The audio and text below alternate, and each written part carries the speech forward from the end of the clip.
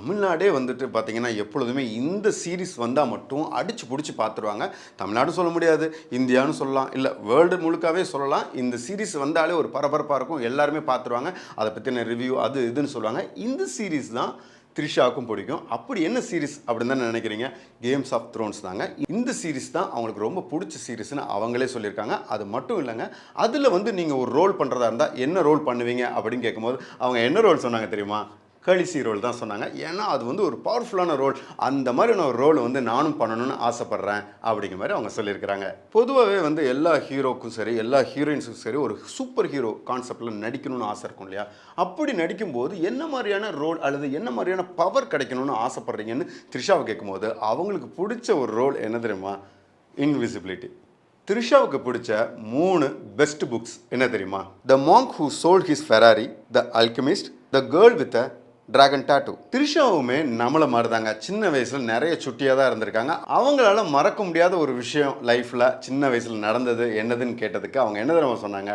நான் வந்து ஸ்கூலை விட்டு ஓடி போயிட்டு அப்பப்போ ஸ்நாக்ஸ் சாப்பிட போவோம் என் ஃப்ரெண்ட்ஸோட.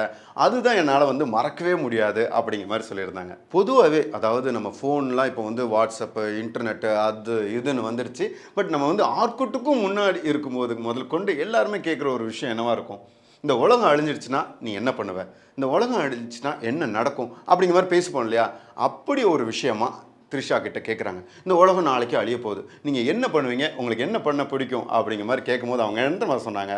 டேபிள் முழுக்க எனக்கு பிடிச்ச ஃபுட்டெல்லாம் நிறச்சி வச்சு அதை நான் சாப்பிட்ணும். அதுதான் என்னுடைய ஆசை அப்படிங்கிற மாதிரி சொல்லியிருந்தாங்க. எல்லா ஹீரோ, எல்லா ஹீரோயின்ஸ்கிட்டையும் ஒரு கேள்வி கேட்டே அவங்க கூட நடிப்பீங்களா? இவங்க கூட நடிப்பீங்களா? அப்படின்னு அதே மாதிரியான ஒரு கேள்வியை நம்ம த்ரிஷா கிட்டையும் கேட்டிருக்காங்க. சல்மான் சார் கூட நடிப்பீங்களா? இல்லைனா சூப்பர் ஸ்டார் ரஜினிகாந்த் சார் கூட நடிப்பீங்களான்ட்டு கொஞ்சம் கூட யோசிக்கல. சட்டுன்னு அவங்க ரஜினிகாந்த் சார் கூட தான் நடிப்பேன் அப்படின்னு சொல்லியிருக்கிறாங்க.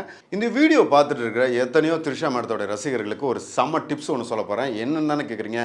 அவங்களுக்கு ஆண்கள் கிட்ட என்ன பிடிக்கும் அப்படின்னு ஒரு கேள்வி கேட்டதுக்கு அவங்க என்ன தெரியுமா பதில் சொன்னாங்க? அதை எதுக்கு நான் இப்போ உங்களுக்கு சொல்கிறேன்னா, அதெல்லாம் நீங்கள் வளர்த்துக்குங்க. அப்படின்னா அவங்களுக்கு உங்களையும் பிடிக்கும்ல. அதனால தான் அந்த பாயிண்ட்டை சொல்கிறேன். அவங்களுக்கு எந்த மாதிரியான ஆண்களை பிடிக்கும்னா, ரொம்ப கான்ஃபிடென்ட்டாக இருக்கிற ஆண்களை தான் பிடிக்குமா. ஸோ யாரெல்லாம் கான்ஃபிடென்ட்டாக இருக்கீங்களோ அவங்களாம் வெயிட் பண்ணலாம். பொதுவாக பெண்கள் எல்லாருமே வந்துட்டு ஃபெமினிசமை சப்போர்ட் பண்ணுவாங்க. ஃபெமினிசம் வந்து எப்பொழுதுமே ஒரு நல்ல விஷயம் அப்படிங்கிற மாதிரியான ஒரு எண்ணம் தான் எல்லா பெண்கள்கிட்டையுமே இருக்குது. ஏன்னா அது வந்து கைண்ட் ஆஃப் அவங்களுக்கும் அது ஒரு தேவை அப்படிங்கிற மாதிரியான ஒரு விஷயம் தானே. அப்படி இருக்கும் பட்சத்தில் த்ரிஷா கிட்ட கேட்குறாங்க, உங்களுக்கு வந்து ஃபெமினிசம் பற்றி ஒரு வார்த்தையில் சொல்லணும்னா நீங்கள் என்ன சொல்லுவீங்க அப்படிங்கிற மாதிரி கேட்கும்போது அவங்க என்ன தெரியுமா சொல்கிறாங்க? எனக்கு ஃபெமினிசம் அவ்வளோவா பிடிக்காது. எனக்கு என்ன தெரியுமா பிடிக்கும்? ஈக்குவாலிட்டி தான் பிடிக்கும் அப்படின்னு சொல்லியிருக்கிறாங்க.